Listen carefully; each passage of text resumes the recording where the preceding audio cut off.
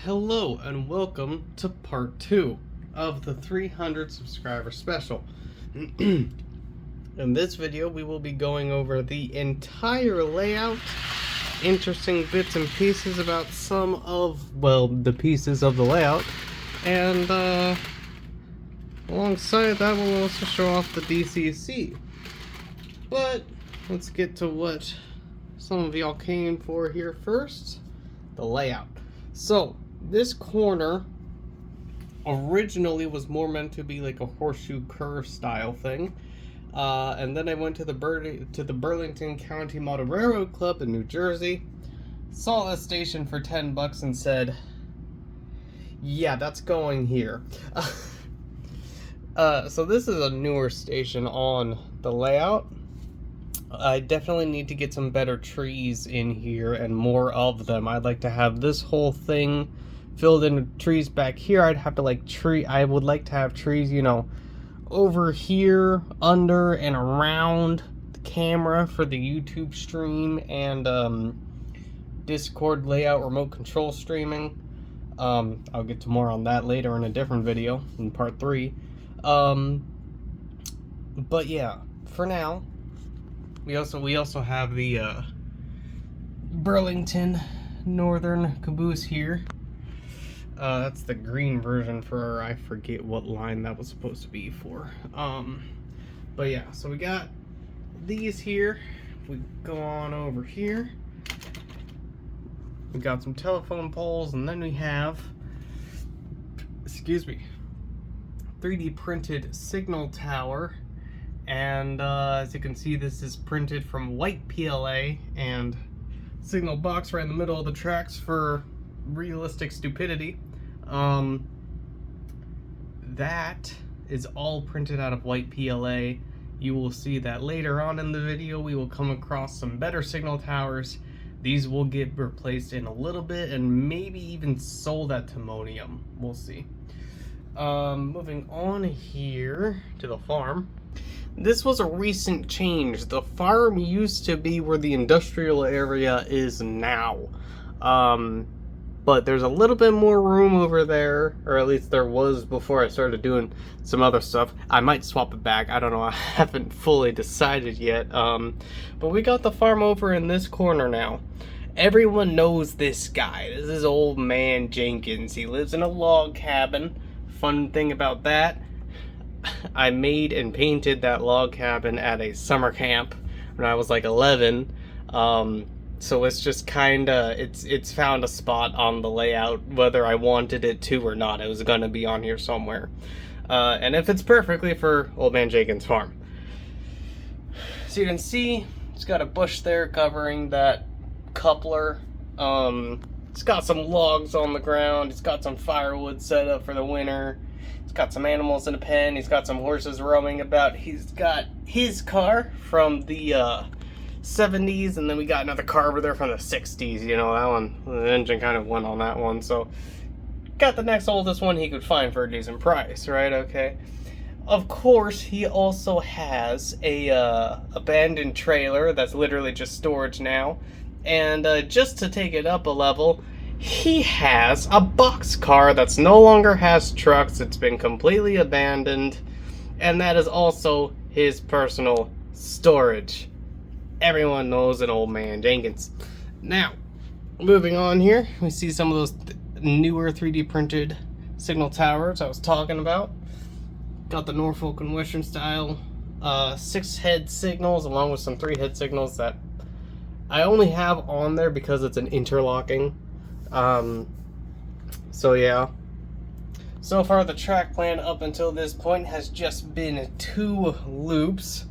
But now we got some switches and stuff, so we will go over that before we hit all that. So, we got crossover here and crossover there for the 2 loops. Got a switch coming out of here and into here to a rip track that's mostly just random storage instead of proper storage. Having a cella sitting here waiting for the signal. And then we have a track, a switch here, and this backs into the Amtrak yard. So you can see we have a spot for a random E60 that's basically just an MOW engine at this point. We have an HHP8, one of the last remaining on the Amtrak system. Have a GP7, again towards the end of its lifespan on the railroad, but it is still here. This empty track here is so that an engine from this part of the yard can come on through, back into there. This switch can flip, and then they can use that to get to the mains. As we come back here, we see this track is for Chargers and P42s, as you can see.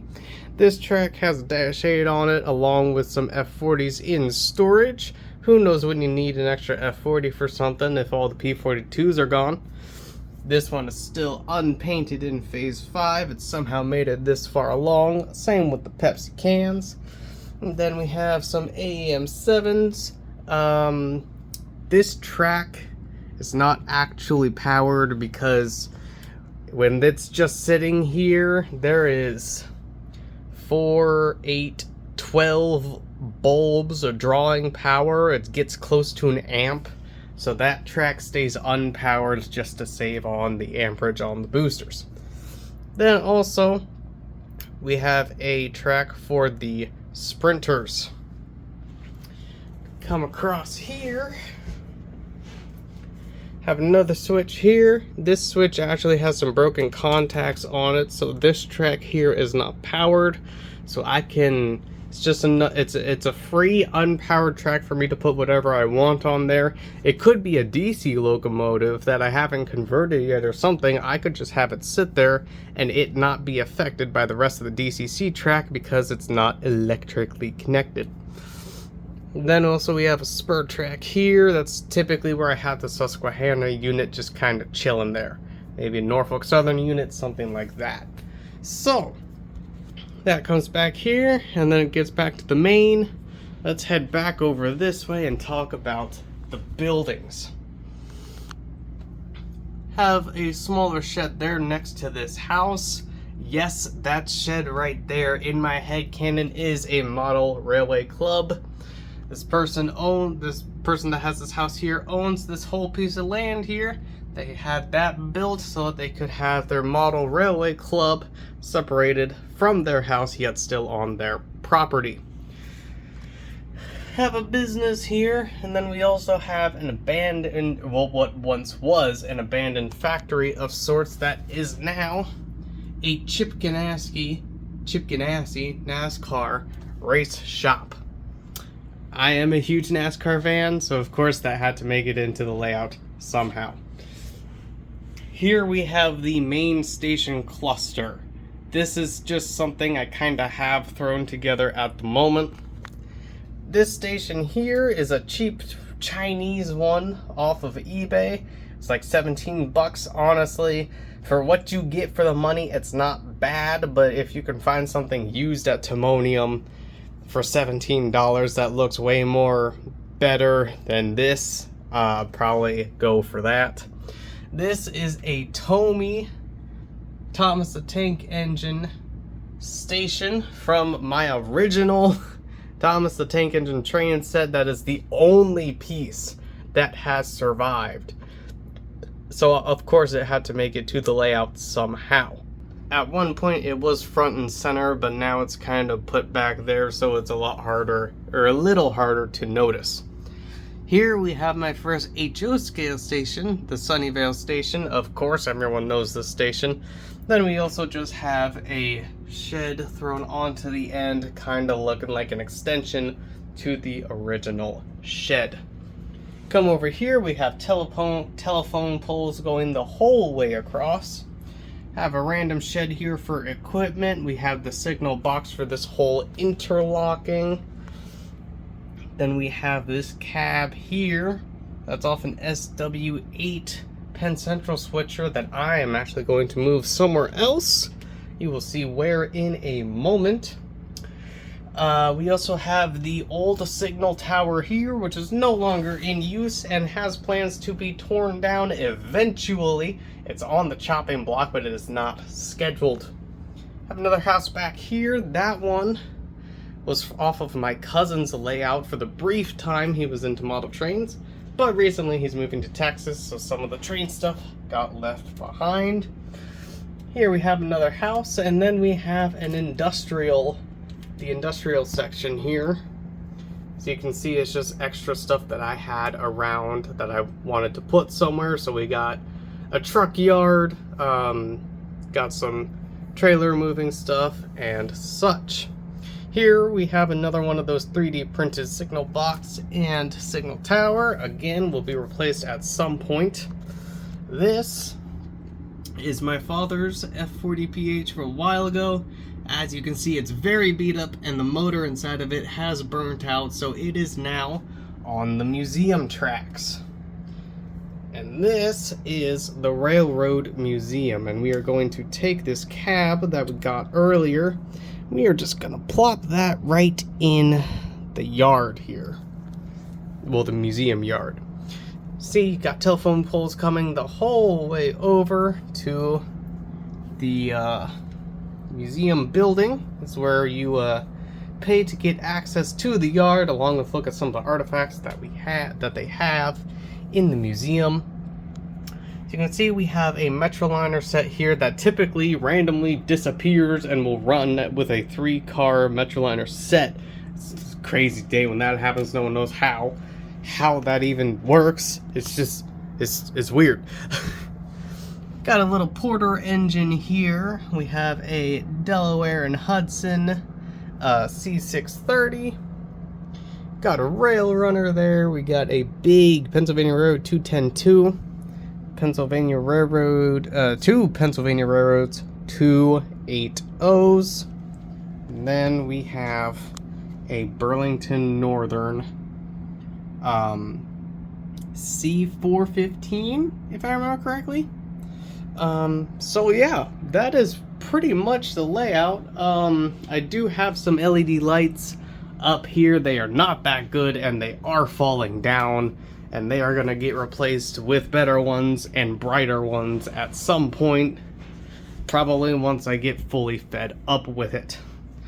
As for the trains and sounds and such, I will go ahead and turn on the layout now.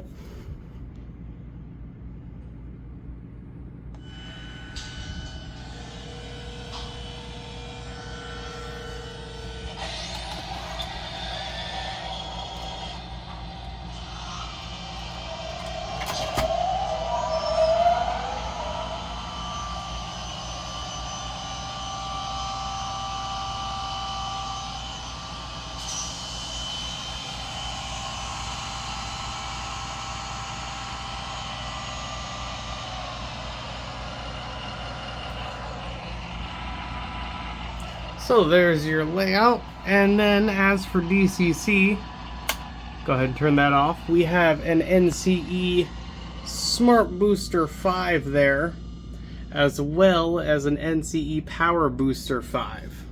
Now the Smart Booster 5, as you draw more amperage from it, it will lose voltage a little bit. Don't know if that's the nature of the SB5 or the power supply that it comes with.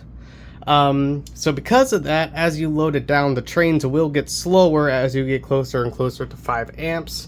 So that is connected to the outside loop. The interlocking uses 2 small black pieces of track.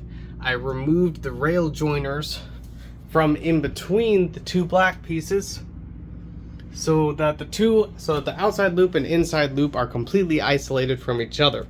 So your phase break is here, and where your locomotive crosses over the phases is right there. So you can see SB5 connects to the outer loop, as it typically draws less amperage because it doesn't have the yard connected to it.